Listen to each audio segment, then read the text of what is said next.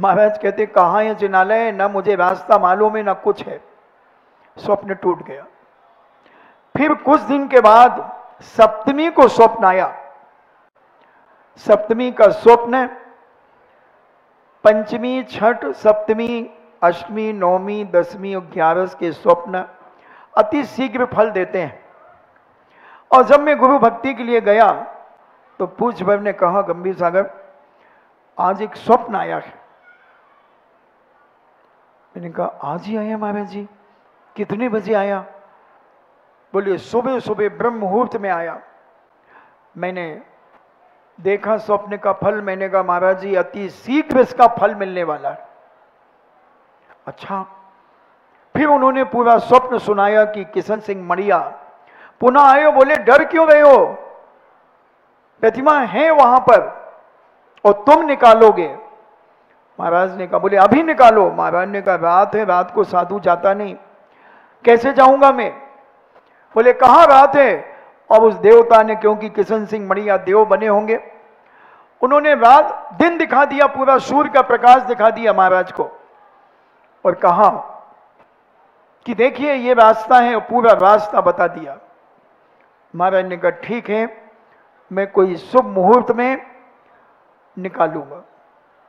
और एक दिन शाम को आदिनाथ भगवान के पास गए, वहां ध्यान में बैठे, सारी रात ध्यान में बैठे रहे। और प्रातः काल ब्रह्म मुहूर्त में वह गेट खुला जिसकी चाबियों में जंग लग चुकी थी, ताला तोड़ा गया।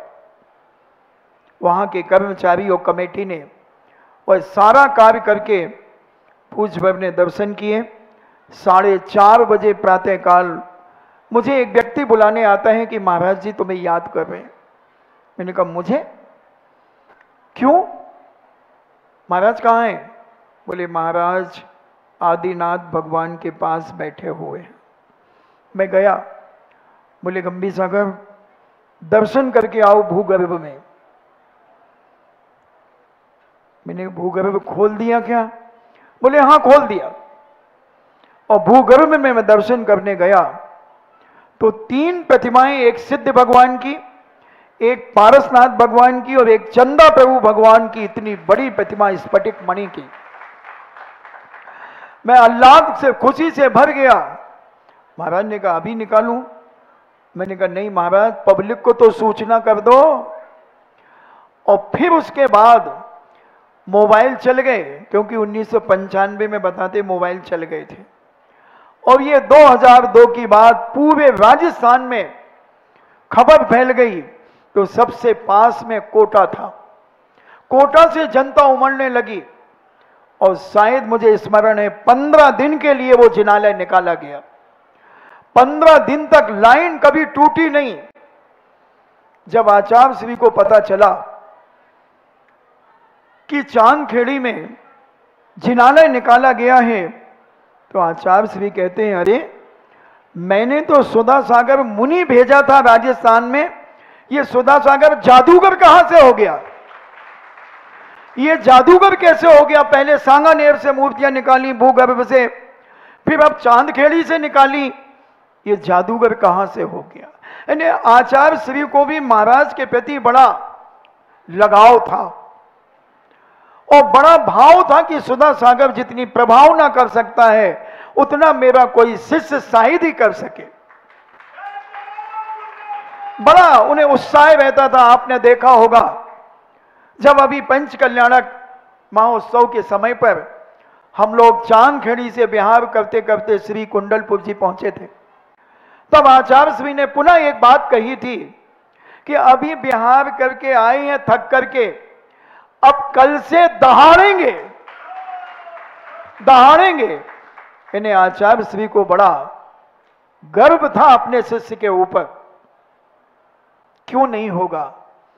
क्या दमोह वालों को सुधा सागर जी के ऊपर गर्व नहीं है? भारत में अगर एक भी सम्यक दृष्टि है, और जहां जहां भारत में सम्यक दृष्टि है, उन्हें पूज्य निर्यापक श्रवण सुधा सागर जी महाराज के ऊपर गर्व है और रहेगा। क्योंकि उन्होंने समाज को जो दिया है, समाज के उत्थान में जो वो मेहनत करते हैं। आप देख रहे हैं 9 तपा चल रहे हैं। कितने तपा चल रहे हैं? 9 तपा चल रहे हैं। और 9 तपा का दूसरा दिन है जहां 45 डिग्री टेम्परेचर। कितनी मेहनत। सुबह से कहां गए थे मंदिर में? पलंदी मंदिर गए थे। वहां पर लोगों को अभिषेक सिखाया, गंधोदक लगाया। वहां से आए तो मंच पे बैठ गए। मंच पर से 9:45 बजे उठे। फिर उसके बाद 2:30 बजे फिर मंच पर आ गए। 4, सवा 4 बजे फिर मंच से उठे। 5:45 बजे फिर मंच पर आ गए और 5:45 से 7:20 पर मंच से उठे। कोई माई का लाल है? 24 घंटे में एक बार खाने पीने वाला व्यक्ति इतनी मेहनत करे और तुम खाने भी नहीं देते बेईमानो, पीने भी नहीं देते। कितना घेर लेते हो, कितना घेर लेते हो। थोड़ा विचार करें, थोड़ी अपने दिमाग से काम करें कि 24 घंटे में एक बार आहारचर्या करने वाला दिगंबर साधु इतनी भीषण गर्मी में भी समाज के लिए कितना दे रहा है बंधुओं। अंजलि भर लेता है और दरिया भर तुम्हें लौटा देता है। अंजलि भर लेता है और दरिया भर तुम्हें लौटाता है। वो भी शांति से नहीं खा पाता।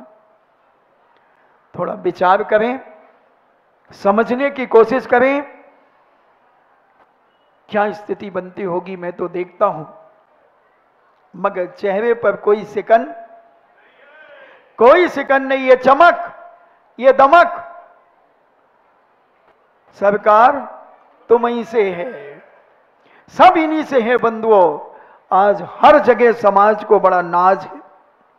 एक एक व्यक्ति सुधा सागर जी के ऊपर निछावर है, क्योंकि वो जानता है कि धर्म की प्रभावना, धर्म के संस्कार, सम्यक ज्ञान प्रभावना अगर होगी तो सुधा सागर महाराज से जितनी होगी उतनी किसी से नहीं होगी। चाहे मंदिर का क्षेत्र हो, चाहे शिविर का क्षेत्र हो, चाहे पंचकल्याणक हो। पंचकल्याणक क्यों इन्हीं से कराना चाहते हैं लोग बाग। महाराज खूब कहते भैया इतने सारे हमारे मुनि भाई हैं, किसी से भी करा लो। नहीं महाराज जी हम तो आपसे ही कराएंगे। और मैं कहता हूं इतना महंगा साधु, ये सुधा सागर कोई सस्ता साधु नहीं है, बहुत महंगा साधु है बंधु। आचार्य श्री के बाद अगर कोई महंगा साधु है तो सुधा सागर जी महाराज। फिर भी लोग पीछे दौड़ते हैं, फिर भी चाहते हैं कि पंचकल्याणक यही कराएं। कभी फिर बताऊंगा क्या कारण, बताऊंगा बाद में। महाराजा भाई बता दो, हम बाहर से आए हैं। ये सुधा सागर जी महाराज महंगे हैं। कारण पैसा ये रखते हैं। इनके साथ क्यों कराते हैं इनसे पंचकल्याणक? क्योंकि ये वास्तु के बहुत सूक्ष्म रहस्यों को जानते हैं। ये मंदिर की एक एक बिंदु से लेकर के सिंधु तक सारी चीजें जानते हैं कि मंदिर में कहां कहां दोष हैं, प्रतिमा में क्या क्या दोष हैं। अगर दोषी प्रतिमा बैठ जाती है बंधुओं तो बहुत सारे नुकसान होते हैं। 1990 में एक स्थान का नाम नहीं बताऊंगा, आपके मध्य प्रदेश की घटना है। पूज्य आचार्य महाराज उस पंचकल्याणक में 1990 में आए थे, मैं भी उस पंचकल्याणक में था। तो एक प्रतिमा खड़गासन वेदी पर बैठी थी। अब उस प्रतिमा के ऊपर पूरा एक पीला दाग था, जैसे जनेऊ जैसे लग रहा था। मुनि श्री ने पूज्य आचार्य श्री से कहा, आचार्य श्री इस प्रतिमा का पंचकल्याणक नहीं करना, ये सदोष प्रतिमा है, निर्दोष नहीं है। आचार्य श्री ने कहा हाँ ये पूरा दाग है। उस प्रतिमा को कैंसिल किया गया। अर्जेंट जयपुर से प्रतिमा मंगाई गई, उसका पंचकल्याणक हो गया। मगर उस नगर के लोगों ने कसाई और एक प्रेस्टेज बना ली। उस नगर के कोई साधु भी थे किसी अन्य संघ में, तो उनने प्रेस्टेज बना ली कि नहीं इस प्रतिमा का तो मैं पंचकल्याणक कराऊंगा कैसे भी हो। और हमारे जाने के कुछ महीनों बाद इन्हें पूज्य आचार्य श्री के वहां से बिहार करने के बाद कुछ महीने बाद उन्होंने पंचकल्याणक करा दिया। और जिस व्यक्ति ने उस प्रतिमा को बिठाया था वो व्यक्ति कुछ दिनों के अंदर मरण को प्राप्त हो गया। बताते हैं उनके एक दो भाई मरण को प्राप्त हो गए, क्योंकि प्रतिमा में अगर जरा भी दोष होता है तो प्रतिष्ठाचार को जो निछावर राशि देता उसे, और जिस साधु के सानिध्य में होता उस साधु को भी विघ्न बाधाएं आती हैं बंधुओं। इसलिए सारे दुनिया के लोग चाहते हैं कि सुधा सागर जी महाराज मेरे पंचकल्याणक मेरे मंदिर का करें।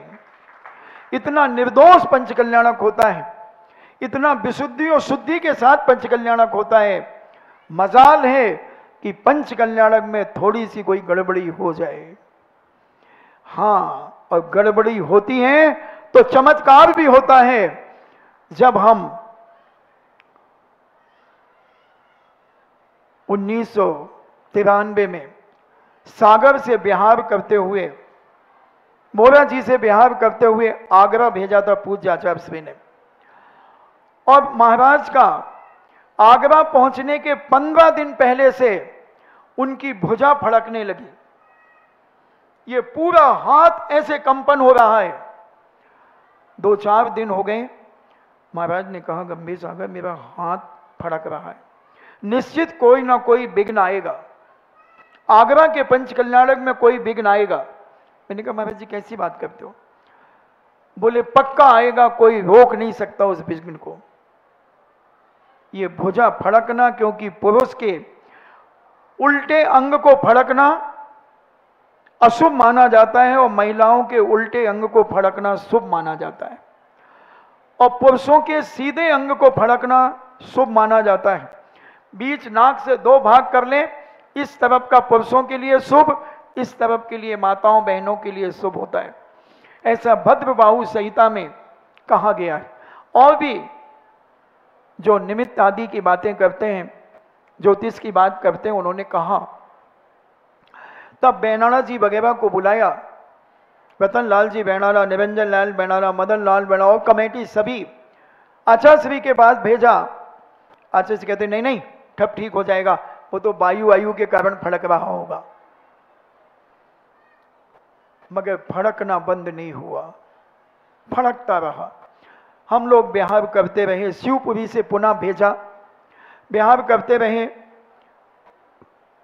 मगर महाराज कहते हैं भाई विघ्न तो आएगा, विघ्न आएगा, कोई ना कोई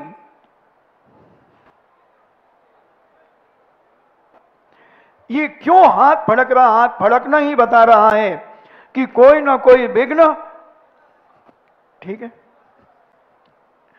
कोई ना कोई विघ्न आएगा। और 15 दिन तक वह हाथ फड़कता रहा। हम लोग आगरा पहुंच गए। आगरा पहुंचने के बाद भी हाथ फड़कता रहा। 4 फरवरी 28 जनवरी को हम आगरा पहुंच गए। 4 फरवरी को पूज्य श्री ने मंगलाचरण किया। खुले मैदान में प्रवचन हो रहा था, बारिश होने लगी। महाराज कहते हैं कि यह पक्का है कि अब विघ्न को और कोई नहीं टाल सकता। मंगलाचरण के बाद पानी की बूंद, बारिश, विघ्न आएगा। बोले गंभीर सागर प्रवचन तुम करो। मैंने कहा महाराज जी हम प्रवचन करेंगे, लोग टूटी चप्पल सड़े टमाटर फेंकेंगे, हम कैसे प्रवचन करें, आप प्रवचन करो। बोले नहीं मेरा मन नहीं हो रहा है, कोई ना कोई विघ्न। बारिश होने लगी। वहां एक हॉल था, उस हॉल में महाराज जी ने प्रवचन दिया और बिल्कुल अंतिम एंटीमेटम दे दिया कि निश्चित कोई गड़बड़ी चल रही है समाज के अंदर, इसमें मेरा कोई भी दोष नहीं होगा, मेरे गुरु का कोई दोष नहीं। समाज अभी भी मान जाए, अभी मान जाए। नहीं मानी और पंच कल्याणक की क्रियाएं शुरू हो गईं। जन्म कल्याणक का जुलूस निकल रहा था और उसी समय लगभग 1:45 बजे पंडाल में आग लगी और 15 मिनट में पूरा पंडाल राख हो गया बंधुओं। 15 मिनट के अंदर पूरा पंडाल राख हो गया। सारी कमेटी और लोग रोते हुए आ गए। उस समय पटवा जी वहां के शायद मुख्यमंत्री थे। पटवा जी भी आए थे उस दिन। महाराज हम लोग सब सामायिक कर रहे थे। सामायिक से जब उठे तो महाराज ने कहा वो तो पहले ही मैंने कह दिया था, अब शुद्धिकरण हो गया। और सारी रात भर में वह पुनः पंडाल बना। महाराज जी ने फिर और हाथ फड़कना बिल्कुल ठीक हो गया। जैसे ही आग लगी और हाथ फड़कना बिल्कुल ठीक। फिर महाराज का कम से कम 2.25 घंटे प्रवचन हुआ उस आगरा के अंदर। सारे लोग थर-थर कांपने लगे। और फिर महाराज ने कहा कि मैं सारे दुनिया के देवताओं को चुनौती देता हूं। कई लोगों ने कहा कि महाराज जी ये नहीं किया था, वो नहीं किया था। महाराज ने कहा सबसे बड़ी अशुद्धि ये थी कि तुम मीटिंग करते थे और जूते और मोजे पहन करके और खाने पीने का सामान रख करके टेबल कुर्सी पर तुम मीटिंग करते थे। पंच कल्याणक की झूठे मुंह मीटिंग करते थे। इसका दुष्परिणाम ये निकला। तो बंधुओं, सुधा सागर से अभी दोबारा आगरा में जब अभी चतुर्मास हुआ तो फिर एक कानपुर का पंच कल्याणक हुआ। तो क्यों कराना चाहते हैं? क्योंकि ये सूक्ष्मता को जानते हैं। और जहां इनके द्वारा पंच कल्याणक हो जाता है, समाज दिन दूनी रात चौगनी संपन्नता से ओतप्रोत हो जाती है। और भी बहुत सारे कारण हैं। उन कारण को समय समय पर अपन समझने का प्रयास करेंगे।